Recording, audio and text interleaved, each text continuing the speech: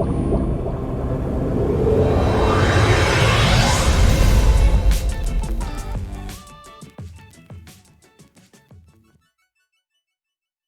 want to reassure you, you're not going to leave this chair without the understanding that you've been reaching for being fully within you. We're going to take as long as it takes to get there. So just relax and let's unravel it together.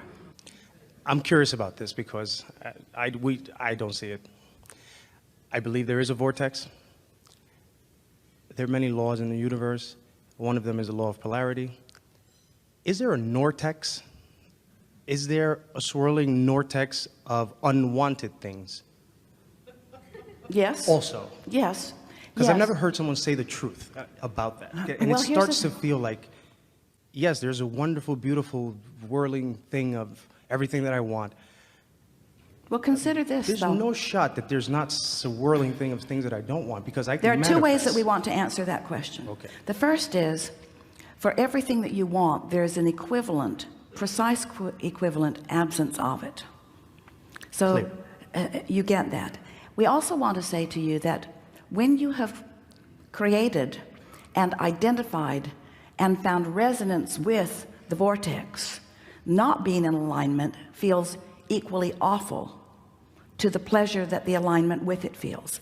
And that's why you interpret it as saying there must be some evil source, there must be some opposite source of good, because it feels so bad it must be big. But it's only as big as the absence of the good that you've carved out. It's essential that you understand that. Now, however, I understand if scientifically. However, I do. the most important, the piece that you're reaching for here, and this is the truth that you are reaching for. Every thought has the right and the power to exist, and law of attraction will respond equally to it. So if you conjure in whatever way a thought and keep it active within you, law of attraction will support that thought. And so unwanted things can become bigger and bigger and bigger, just like wanted things.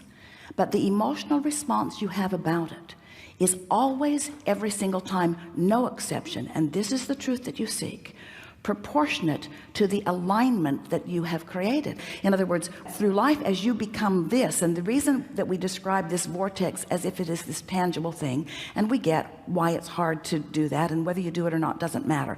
We just want you to understand that you have created a beingness that the larger part of you is, and to the degree that you align with it, resonate with it, allow yourself to be it, you will feel the fullness of it.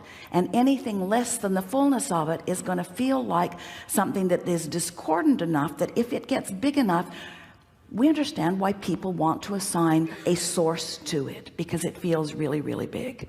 But every emotion you feel is about the relationship between who you have become and who you are letting yourself be in relationship to that only.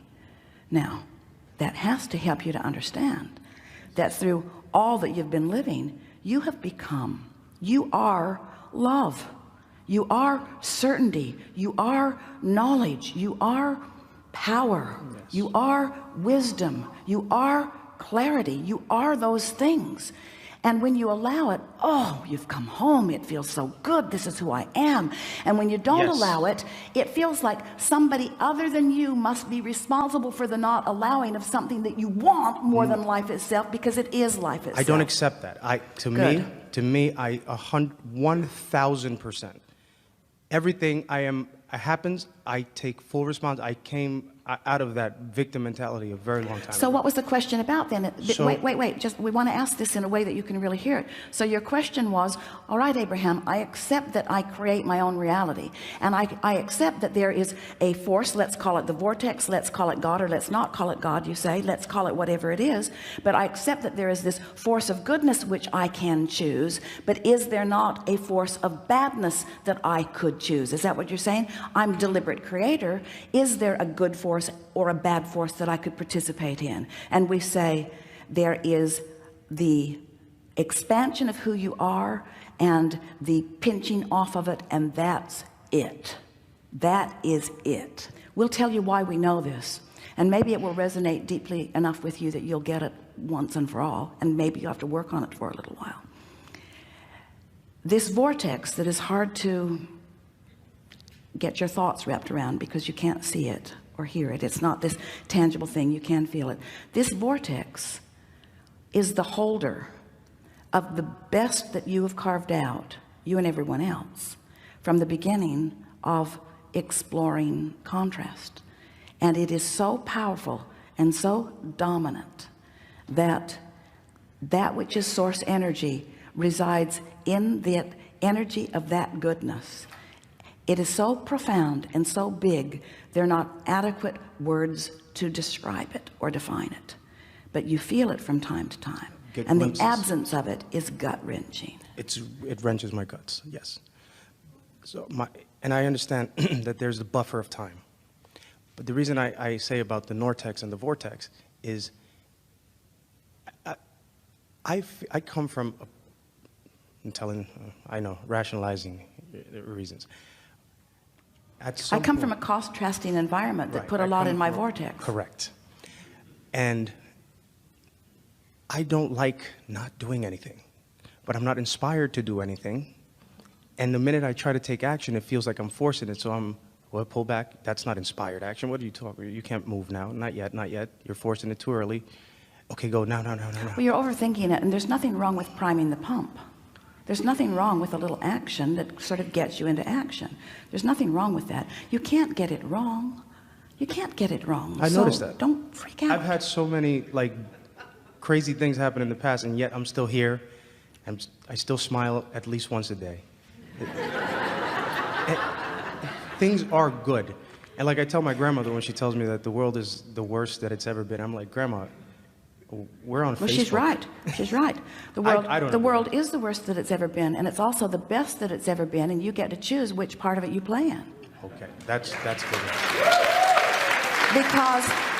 Because it's the most intense it's ever been. Yes. It's the most it's ever been. In other words, when you go to a buffet that only has 10 items, there's a little bit you like and a little bit you don't like. When there are 10,000 items at the buffet, there's a whole lot you like and a whole lot you don't like. Yes. Don't let it freak you out. Become a definitive person. Right. But what's happening is, if you haven't been practicing selecting from the buffet, and you show up at a buffet where there's 10 million things you like and 10 million things you don't like, you get overwhelmed. And that's what's happening to a lot of people. They haven't come to understand that they get to choose. So, and because law of attraction is dishing up for them what's a vibrational match to them, then there are a lot of people, your grandmother is not in the minority at all, who begin to feel the overwhelmment of unwanted things, which makes them come to flawed conclusions that there's somebody out there just messing with you, creating bad things and forcing them down your throat. And that's not true.